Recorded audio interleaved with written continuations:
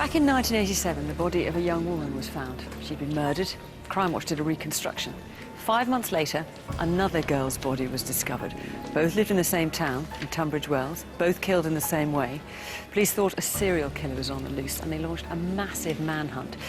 But 20 years on, no one has ever been caught. Detectives have never given up, nor have the victims' families. So watch this fresh appeal and see if it triggers any memories, because they might just be what the police need. Recaps with Caps. Today we bring you the story of the Bedsit killer. For over 20 years, the search has been on for the Bedsit killer.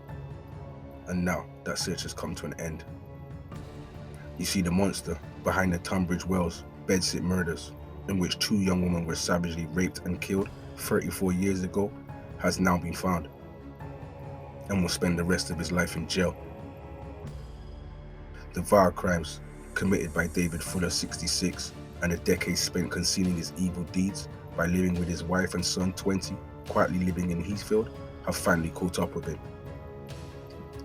It seemed like Kent police would never get their man, but over the years they had vowed to the families of Wendy Knell and Caroline Pierce and the people of Tunbridge that they would never give up hunting for the Bedsit killer.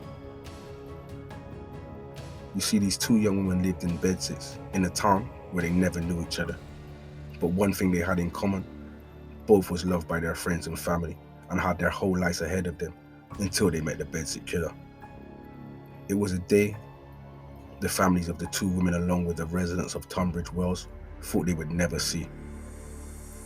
Wendy's naked body, discovered in her bedsit on Tuesday the 23rd, 1987, and then 5 months later, on November the 24th, 1987, Caroline was killed outside her bedsit. This is how he became known as the Bedsit killer. Caroline, mainly naked apart from a pair of tights, was found 40 miles away by a tractor driver submerged in a dike on December the 15th. In court, Fuller, who was looking very pale and balding, was one time an athletic, clean cyclist. But you can never judge a book by its cover. He not only raped his victims, he hit them on the head with a weapon, strangled and terrified them, and would later go on to have sex with his victims' dead bodies. He really must have thought he had got away with his evil crimes, which had become 2 of the UK's most infamous unsolved cases. But while Wendy and Caroline are no longer here to help convict the killer, the evidence continues to tell the story more than 3 decades after their death. As said earlier, Fuller lived with his family in Heathfield. His neighbours are very shocked, having no clue of the monster who lived right next door to them. Many will ask how he got away with it. Fuller had come into contact with police and the courts between 1973 and 1977 with multiple creeper-type burglaries. It seems he had many red flags that were not getting noticed. He always showed a particular skill in breaking and entering into people's homes. Yes, it is possible he may have broken into Wendy's bedsit, as there was no sign of forced entry, and lay in wait for her like a creep. At the time of the murders, the use of DNA in crimes was at its very early stages. The profile they had of Wendy's killer from the scene was crude, and the national DNA database did not exist at that time. As technology advanced, Kent police continued to revisit the samples, and the labs extracted a full DNA profile from the duvet in 1999, which unfortunately, it failed to match any on the national database which had been created back in 1995. In 2019, for the first time, detectives were finally able to forensically link Caroline to her killer through partial DNA extracted from Caroline's tights, despite the years which had passed and the tights being submerged for 3 weeks in a ditch. Now technology is so advanced, we don't face the same issues we did in 1987.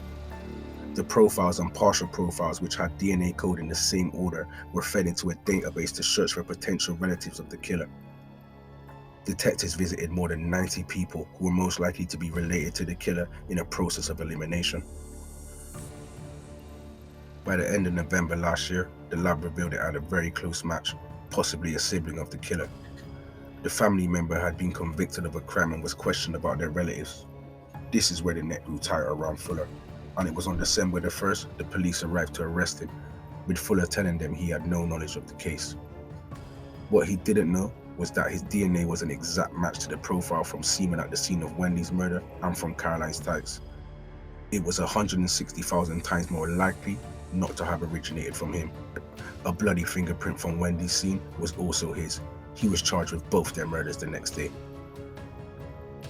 Fuller always lied to police, claiming he didn't know Buster Brown's restaurant in Camden Road, where Caroline had worked. In fact, diary entries showed he had visited there. He also lied that he didn't know either road where the women lived, when in fact he had lived in one of them in the early 1980s and had visited a friend in Grosvenor Park. Despite saying he did not know the area well, he had also lived in Upper Grosvenor Road and Lime Hill Road, among others. A semi-professional photographer, he also used the photograph developing company Supersnap, as the distinctive envelopes found at his home showed Wendy had worked at Supersnaps in Camden Road.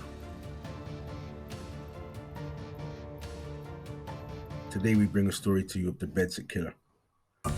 Twisted, double murderer David Fuller could have attacked hundreds more victims, storing grotesque videos of himself violating women's bodies at his home. Chilling footage shows the moment that the necrophiliac was arrested in his dingy lair and calmly went with cops who discovered his grim perversion after searching his home in Heathfield, Sussex. Body cam footage from his arrest shows the moment that the monster calmly went with officers and was charged with the murders of Wendy Knell and Caroline Pierce. Horrifying images of Fuller having sex with 98 dead girls and women in mortuaries were found concealed in the office he had converted from a box bedroom. Police believe the depraved footage points to the motive behind the 1987 Bedsit murders of Wendy, 25, and Caroline, 20, in Tunbridge Wells, Kent. Pathologist Dr. Nat Kerry re-examined evidence from the original homicide investigations and concluded that Wendy was sexually assaulted on the point of her death or after death. Detectives have concluded Fuller had a fixation with necrophilia, a rare perversion of having sex with corpses. The shocking mortuary film shown Fuller carrying out the twisted acts from 2008 up until November last year, the month before his arrest. However, it is feared he could have been carrying out the violation of bodies from when he first started working for the former Kent and Sussex Hospital in Tunbridge Wells in 1989. More than 3,500 exhibits, computers, phones, and hardwritten diaries were found. They included 100 hard drives, 2,220 floppy disks, 30 SIM cards, 1,300 CDs and DVDs, 34,000 photo prints, negatives, slides, and camera rolls. Police brought specialist computers to forensically interrogate more than 23 terabytes of data from the digital devices. Fuller was employed at the hospital as an electrical maintenance supervisor. Shortly before that hospital closed down in September 2011, Fuller went to work at the Tunbridge Wells Hospital in Pembury in the same job for an outside contractor. Although he had no specific role in the mortuary, Fuller had access for a swipe card to all areas of the hospital. He carried out the perverted sex acts on female bodies at night after mortuary staff had left work for the day. On some occasions, father of four Fuller filmed himself returning to the same body to fulfill his depraved desires. He is shown going to one's woman corpses on 4 occasions. Detective Superintendent Ivan Beasley said the scale of offending is unprecedented in the UK. There is nothing we have ever seen like this. The shocking mortuary material emerged during a search of Fuller's 3-bedroom house where he lived with his third wife, a nurse at the hospital where he worked, and their son, 20. Fuller had converted an upstairs box room into an office which was monitored by CCTV, a private domain, concealing his warped secrets under layers of protection.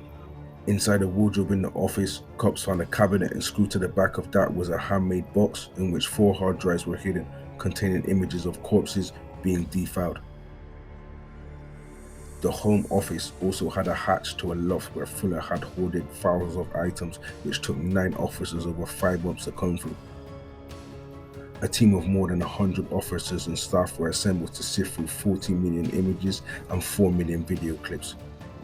A total of 3 million stills and moving images contain offences of child pornography, extreme sensual images, as well as the disturbed mortuary offences. Detectives also seized 150,000 hours of CCTV from Tunbridge Wells Hospital, stretching back to the summer of 2020, and have analysed Fuller's swipe card records going back to 2019. Although cameras do not cover the area where bodies were kept refrigerated, CCTV showed Fuller entering the mortuary and its main area at relevant times. Of the 98 bodies Fuller filmed himself with, 78 have been identified and their families are shortly due to be informed. More than 150 specialist family liaison officers specially trained in dealing with grieving relatives have been recruited from forces across the country to deliver the shocking news to them. Police say some of those he violated will never be identified because of the way he filmed the corpses. A detective working on the case has said it's been a challenging process for him and his staff having to view the content. Officers consulted police colleagues from other forces who dealt with the 2017 Grenfell Tower fire and the Manchester Arena bombing for advice on body identification. Police set up regular panel meetings with the NHS and Coroner's Office on how to identify the defouled corpses, with around 25 female bodies being in the mortuary at any one time. A grant of $1.5 million has been provided by the Victim Support Service to cover costs of the unique process of informing loved ones of those Fuller defouled in death. He has been charged with a total of 51 offences from the material that was found at his home, 44 of which relate to the 78 identified corpses and include overarching charges with multiple victims. Having penetrative sex with a corpse is covered by Section 70 of the Sexual Offences Act and punishable with a maximum of 2 years imprisonment. However, it is understood that the following Fuller case, the government plans to review the sentencing guideline to increase the penalty.